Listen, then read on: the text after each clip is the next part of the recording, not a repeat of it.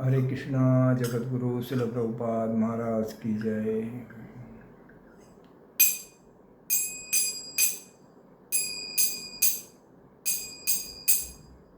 जय राधा माधव कुंज विहारी।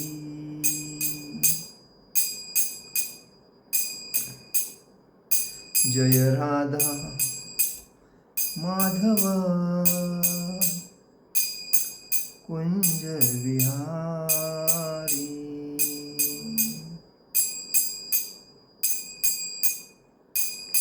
गोपीजन वल्लभ गिरिवरधारी।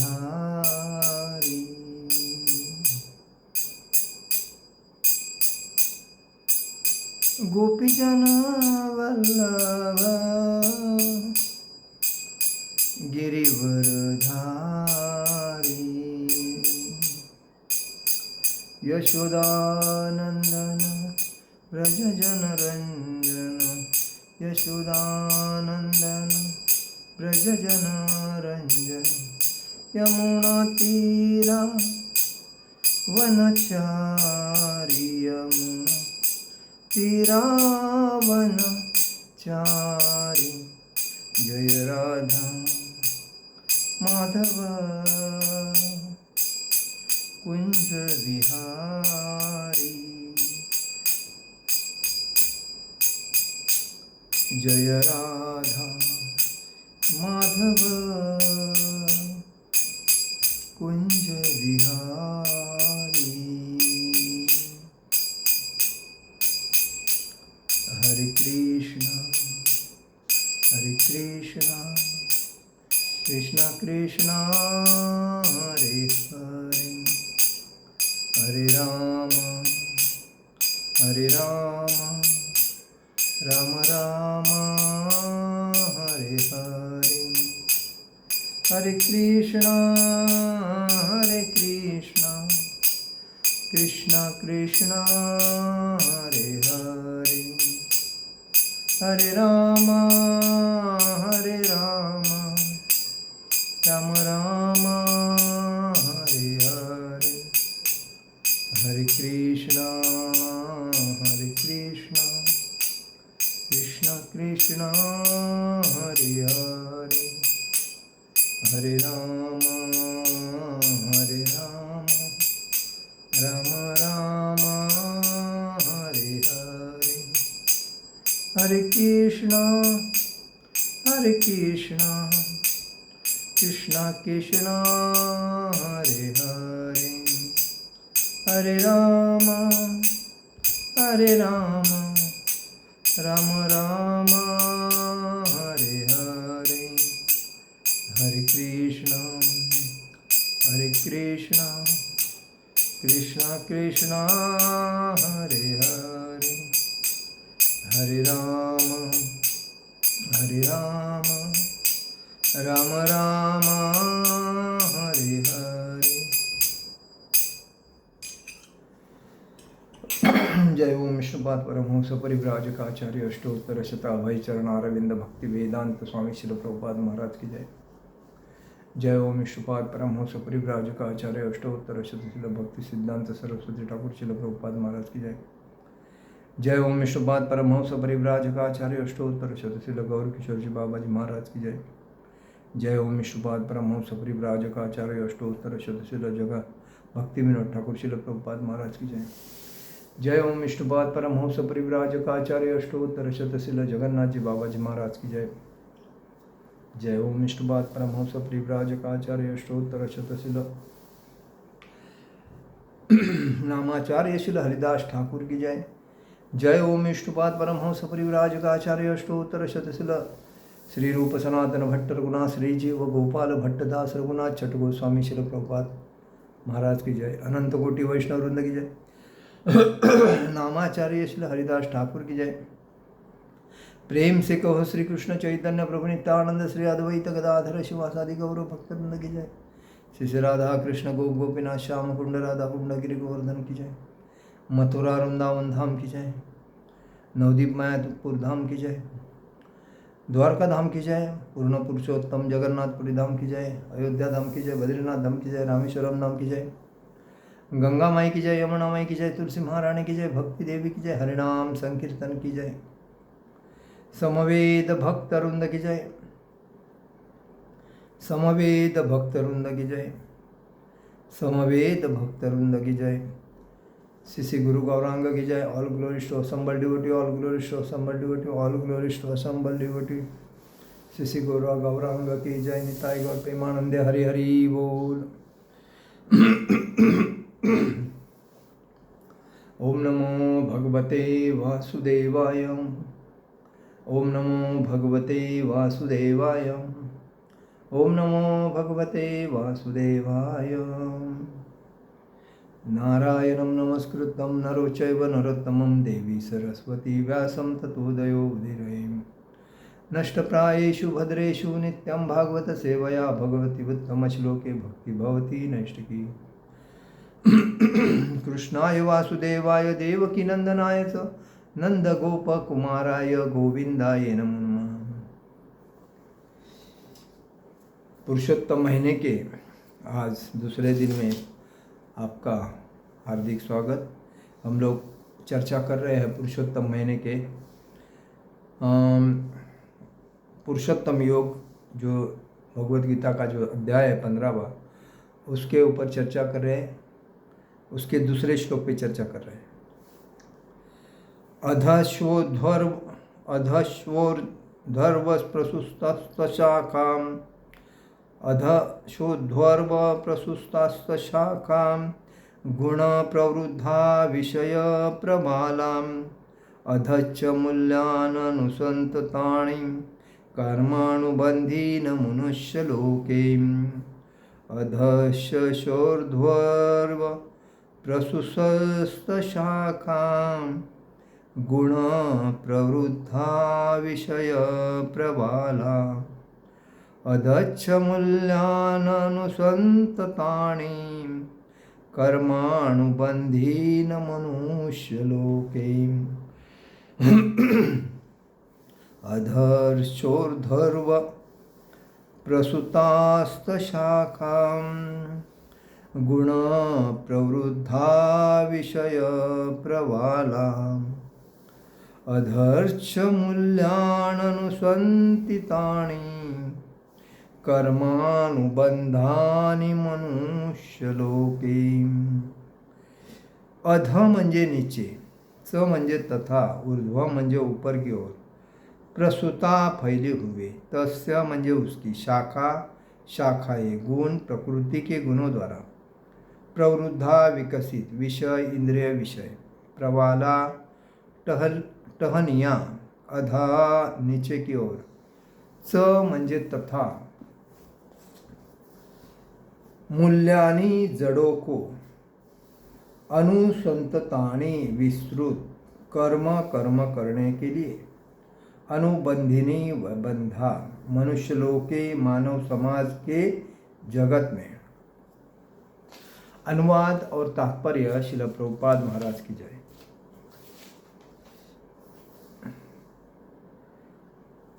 इस वृक्ष की शाखाएं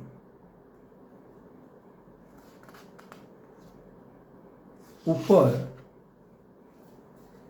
तथा नीचे फैली हुई है और प्रकृति के 3 गुणों द्वारा पोषित है। इसकी टहनियाँ इंद्रिय विषय है। इस वृक्ष की जड़ें नीचे की ओर भी जाती है,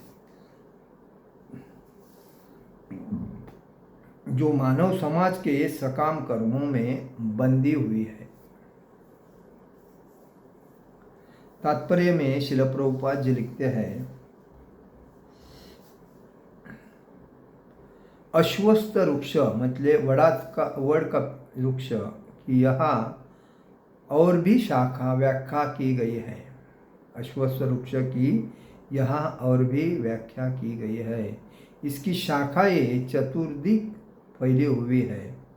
निचले भाग में जीवों को विभिन्न योनियां है, यथा मनुष्य, पशु, घोड़े, गाय, कुत्ते, बिल्लियाँ, आदि ये सभी वृक्ष की शाखाएं के निचले भाग में स्थित है, लेकिन ऊपरी भाग में जीवों की उच्च योनियां हैं, यथा देव, गंधर्व तथा अन्य बहुत सी उच्चतर योनियां हैं। जिस प्रकार सामान्य वृक्ष का पोषण जल से होता है, उसी प्रकार यह वृक्ष प्रकृति के 3 गुणों द्वारा पोषित है। कभी कभी हम देखते हैं कि जलाभाव से कोई कोई भूखंड वीरान हो जाता है, तो कोई खंड लहलहाता है। इसी प्रकार जहाँ प्रकृति के 3 विशेष गुणों का अनुपातिक आधिक्य होता है, वहाँ उसी के अनुरूप जीवों की योनियां प्रकट होती है। वृक्ष की टहनियाँ इंद्रिय विषय है। विभिन्न गुणों के विकास से हम विभिन्न प्रकार की इंद्रियों का विकास करते हैं और इन इंद्रियों के द्वारा हम विभिन्न इंद्रिय विषयों का भोग करते हैं। शाखाओं से सिरे इंद्रिया है, यथा कान, नाक, आँख आदि, जो विभिन्न इंद्रिय विषयों के भोग में आसक्त है। टहनियाँ शब्द, रूप, स्पर्श आदि इंद्रिय विषय है। सहायक जड़े राग तथा द्वेष है।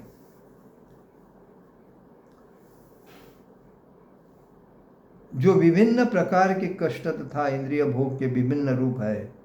धर्म अधर्म की प्रवृत्तियाँ इन्हीं गौण जड़ों के उत्पन्न हुई मानी जाती है, जो चारों दिशाओं में फैली है। वास्तविक जड़ तो ब्रह्मलोक में है, किंतु अन्य जड़ें मर्त्यलोक में हैं। जब मनुष्य उच्च लोकों में पुण्य कर्मों का फल भोग चुकता है, तो वह इस धरा पर उतरता है और उन्नति के लिए सकाम कर्मों का नवीनीकरण करता है। यह मनुष्य लोक कर्म क्षेत्र माना जाता है। ओम अज्ञानतिमिरान्धस्य ज्ञानाञ्जनशलाकया चक्षुरुन्मीलितेन तस्मै श्रीगुरुवे नमः। श्रीचैतन्यमनोभीष्टं स्थापितं येन भूतले स्वयं रूपकदामह्यं ददाति स्वपदान्तिकम्। वन्देऽहं श्रीगुरु श्रीयुतपदकमलं श्रीगुरुवैष्णवांच श्रीरूपं साग्रजातं सहगण रघुनाथामतं तं सजीवं सद्वैतं सावधूतं परिजनसहितं कृष्णचैतन्यदेवं श्रीराधाकृष्णपादान् सहगण ललिता श्रीविशाखान्वितांच। हे कृष्ण करुणा सिंधु दीनबंधु जगतपते गोपेश गोपिकाकांत राधाकांत नमोस्तुते। तप्त कांचन गौरांगी राधे वृंदावनेश्वरी विशुभानुसुते देवी प्रणमामि हरिप्रिये। वाञ्छाकल्पतरुभ्यश्च कृपा सिन्धुवे भवतं पतितानां पावनेभ्यो वैष्णवेभ्यो नमो नमः। नमो ब्राह्मण देवाय गो ब्राह्मण हिताय स जगद्हिताय कृष्णाय गोविंदाय नमो नमः। गुरुवे गौरचंद्राय राधिकाय तदालय कृष्णाय कृष्ण भक्ताय तदभक्ताय नमो नमः। जय श्री कृष्ण चैतन्य प्रभु नित्यानंद। नमो विष्णुपादाय कृष्णपृष्ठाय भूतले श्रीमते भक्तिवेदांत स्वामिनिते नामिने। नमस्ते सारस्वती देवे गौरवाणी प्रचारणे निर्विशेष शून्यवादी पाश्चात्य देश तारणे। जय श्री कृष्ण चैतन्य प्रभु नित्यानंद श्री अद्वैत गदाधर शिवासादि गौर भक्तवृंद। हरे कृष्ण कृष्ण कृष्ण हरे हरे, हरे राम राम राम हरे हरे। हरे कृष्णा। तो आज हम लोग पुरुषोत्तम योग इस अध्याय पे चर्चा कर रहे हैं, भगवत गीता के 15वें, क्योंकि अधिक मास चालू है, पुरुषोत्तम महीना चालू है, इसी वजह से। तो कहने का मतलब है, इस सृष्टि में हम जब मनुष्य योनि में आए हैं तो हमारा जन्म सिद्ध अधिकार है भगवान का प्रेम प्राप्त करके भगवान का धाम प्राप्त करना, क्योंकि वही हमारा मुख्य घर है। हम जहाँ से आए हैं माया के जाल में फंसकर हम लोग पुनर्स जन्म पुनर्स मरण इस चक्कर में फंसे हैं। तो हमें यही बताया गया है कि ये जो वड का जो वृक्ष है, इसकी ये वृक्ष विशाल होता है। इस वृक्ष जब ज़मीन में रहता है तो उसका जड़ जो रहता है, बराबर है, वो है, उसके बाद जड़ से उसको फांदी निकलती है। फांदी निकलने के बाद उस फांदी को पत्ते आते हैं, वो आहिस्ता आहिस्ता बड़ा होता है। बड़ा होने के बाद उसमें फल भी आते हैं, और जब और कुछ हो जाता है और बड़ा हो जाता है तो उसमें बीच में ही जड़ निकल के लटकते रहते हैं। तो इसका मतलब ये बताया है कि हम जो इस संसार में आए हैं, तो इस संसार में आने के बाद हमारा मुख्य कर्तव्य भगवान की भक्ति करना। हमें माया के जाल में फंस के अपने जीवन को बर्बाद करना नहीं है। अगर माया के जाल में फंसते हैं, आहार निद्रा भय मैथुन परस्त्री संभोग जुआ शराब मांस खाना, तो ये जो हम आत्मसात करते हैं और अपने शरीर को वेस्ट करते हैं, तो हमें 84 लक्ष योनि में जाना पड़ता है। तो उससे बचने के लिए हमें इस संसार के 3 जो गुण हैं, सत्व रज और तम, इस 3 गुण में से तमोगुण से रजगुण में आना है, रजगुण से सत्वगुण में आना है। और ये सत्वगुण में आके हमें अपने जीवन को भक्तिमय बनाना है। मतलब जानवर सब जानवर ही है, मनुष्य भी जानवर ही है। जब तक वो नियमों का पालन नहीं करता है, जब तक वो संस्कार संस्कृति आध्यात्मिक को आत्मसात नहीं करता, तब तक वो जानवर ही है। क्योंकि कुछ भी खाता है, कुछ कैसा भी रहता है, वो जानवर है। क्योंकि जानवर का वावरना कैसा होता है कि कुछ भी खाने का, कैसा भी रहने का कोई नहीं पूछता है, वैसा इंसान भी करता है, तो वो जानवर है। लेकिन जब वो 4 नियम का पालन करता है, जैसा जुआ नहीं खेलना है, परस्त्री संभोग नहीं करना है, मांस मदिरा नहीं करना है, बराबर, और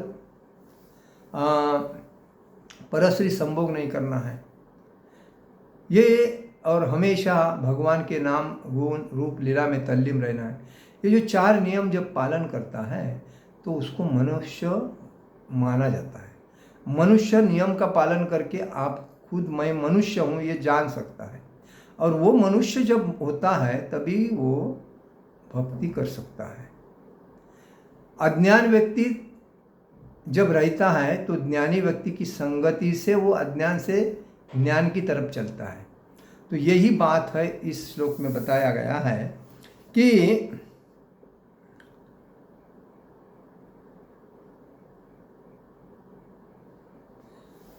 अर्ध्वश्वेध्वर्व प्रस्तुतस्त अधर्श्वध्वर्व प्रस्तुतस्त शाखाम गुण प्रवृद्धा विषय प्रवालाम अधच्छ मूल्याननुसंततानि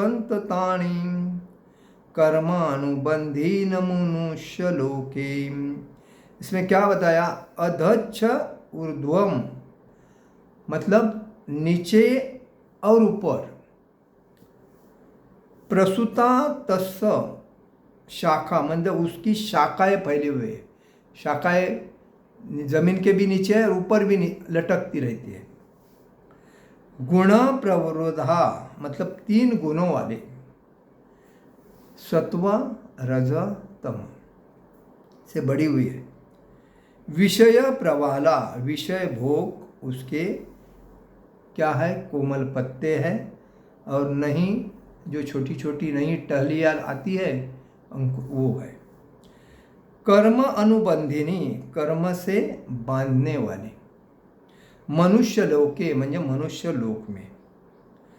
तो इस संसार रूपी अश्वस्थ वृक्ष की शाखाएं ऊपर और नीचे की तरफ सब फैले हुए हैं। वे सत्व रज और तम इस गुणों से वो बढ़ती है, और शब्द स्पर्श रूप रस गंध आदि उस विषय उसके नए अंकुर आते हैं, और मनुष्य लोक में कर्मों से जीव को यह सब बांधती है। अभी इसमें बताया है जो तमोगुण में जाता है वो तो माया के चक्कर में फंसता है, आलसी रहता है, जानवर वृत्ति रहता है। रजोगुण में रहता है वो इंद्रिय तृप्ति में, सुंदर स्त्री, पद प्रतिष्ठा पैसा के पीछे रहता है। लेकिन सत्वगुण में आता है तो वो वैष्णव बनता है, ब्राह्मण बन के वैष्णव बनता है, एक भक्त बन के भक्ति करता है, जो नियमों का पालन करके, जो आहार निद्रा भय मैथुन से ऊपर होता है और सात्विक भोजन करके अपने जीवन को एक भगवान के चरण में समर्पित करता है। इसका मुख्य उद्देश्य क्या है? शाखा ऊपर और नीचे का। ऊपर क्या है? ऊपर जो है वो देवता है। ऊपर की जो शाखाएं है जो लटकते हो देवता है। बीच में क्या है? स्वर्ग है। उसके बीच में क्या है? उच्च लोक है। और उसके नीचे क्या है? पुण्य कर्म। मतलब जो व्यक्ति पुण्य कर्म करता है वो उच्च लोक में जाता है। उच्च लोक में जाके उसकी कर्म के अनुसार कितना पुण्य किया वो स्वर्ग में जाता है। और स्वर्ग में जाके वो सात्विक रहने के वजह से, सात्विक देवता के गुण उसमें आते हैं तो वो देवता बन जाता है। और नीचे के जो शाखाएं है वो पशुयोनि में, अधोगति में, नरक में, अज्ञान में और दुख जीवन में जाती है। जीवन अपने कर्म और गुणों के अनुसार जाता है। इसलिए हर व्यक्ति को कहा जाता है कि पुण्य कर्म करो, कर्तव्य करो, कर्म के फल की अपेक्षा मत करो। लेकिन आदमी क्या बोलता है? मुझे क्या मिलेगा, सब कुछ मुझे मिलना चाहिए। जो अपेक्षा करता है वो फंस जाता है, तो उसको पुण्य मिलता नहीं। जो पुण्य, आदमी ने कभी भी पुण्य करके अपेक्षा नहीं करना चाहिए, छोड़ देना चाहिए। भगवान के पास उसका हिसाब सब जमा होता है। जब लालची होता है तो यही बात होता है कि वो दुख जीवन भोगता है। उस प्रकृति के 3 गुण क्या है? 3 गुण से वृक्ष बढ़ता है, सत्व, रज और तम। तो ये बात है, सत्व गुण से ज्ञान की और शांति की वृत्ति होती है। उसके जीवन में ज्ञान बढ़ता है, भक्ति बढ़ती है और मन शांत होता है। तो वो सात्विक होता है, सत्वगुणी होता है। उसमें उसके बाद रज, तो उसमें इच्छाएं बहुत बड़ी होती है, कर्म करता रहता है, भोगी जीवन, सुंदर स्त्री के पीछे लगा रहता है उसका दिल। इंद्रिय तृप्ति कभी तृप्ति ही नहीं होती है, हर चीज़ उसको चाहिए। ये उसका है रजगुण का। और तमोगुण में क्या है? आलस्य है, अज्ञानता है, आज का काम कल करूँगा, आज नहीं करूँगा तो ठीक है, परसों का खाना आज तक खाता रहूँगा फ्रिज में रख के। तो उसमें आलस्य, मतलब तमोगुण, इसका मतलब जानवर, ये बात है। तो ऐसा वो पेड़ बढ़ता रहता है। विषय कैसा बढ़ता है? तो विषय अर्थात शब्द, उसका बोलने का तरीका कैसा है, बात कैसा करता है, संगीत कैसा गा रहा है, शब्द उसके कैसे हैं। उसके बाद उसको स्पर्श होता है तो जानकारी होती है कैसा स्पर्श हुआ। उसके बाद उसका रूप कैसा होता है, रूप, रस, टेस्ट कैसी आती है, गंध, स्मेल कैसा आता है। तो ये विषय प्रवाला, मतलब जो उसके जीवन में होते हैं, गंध मतलब स्मेल, रस म्हणजे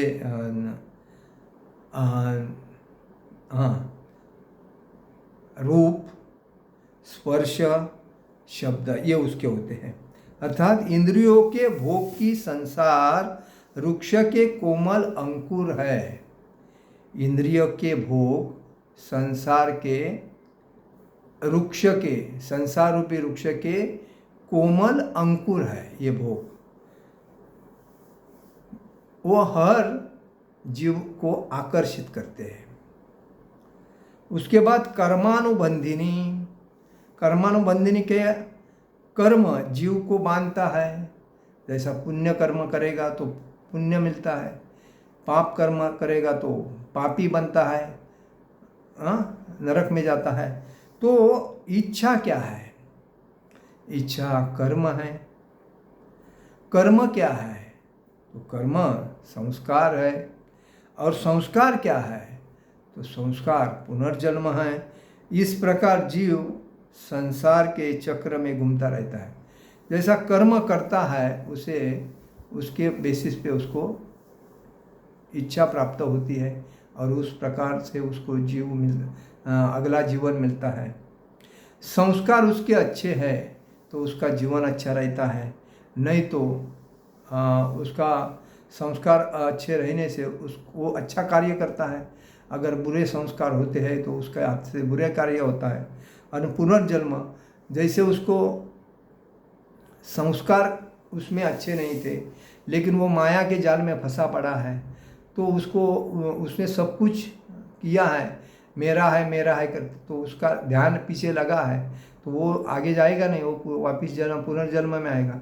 तो इसी वजह से आदमी को वापिस पुनर्जन्म में आना पड़ता है।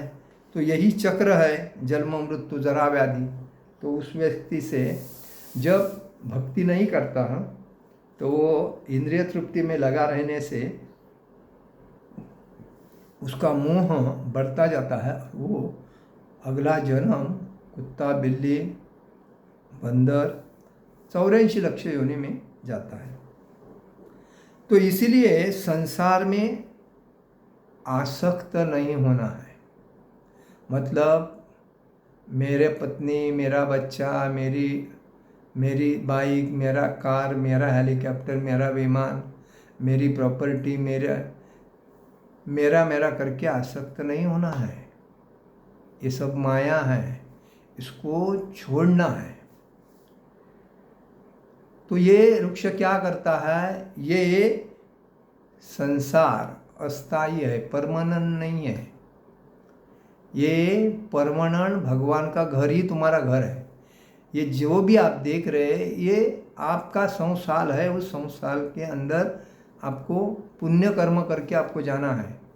अपना इधर कुछ नहीं बनाना है।